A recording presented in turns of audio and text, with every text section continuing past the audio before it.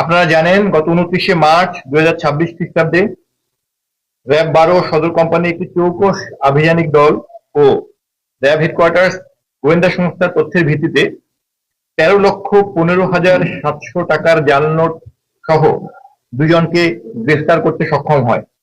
পরবর্তীতে আসামিদ্বয়কে জিজ্ঞাসাবাদ করে তাদের দেয়া তথ্য মতে গত 31শে মার্চ 2026 দুপুর 3টা 20 ঘটিকায় রংপুর জেলার গঙ্গাচড়া থানাধীন চ্যাংমারি শাকিনস্থ মোহাম্মদ রুবেল মিয়া পিতা মোহাম্মদ সেকেন্দার আলী সাং দক্ষিণ চ্যাংমারি থানা গঙ্গাচড়া জেলা রংপুর এর বাসা থেকে একটি অভিযান পরিচালনা করে 1,92,500 টাকার জাল নোট ও জাল নোট তৈরির সকল সরঞ্জাম সহ গ্রেফতার করতে সক্ষম হয়।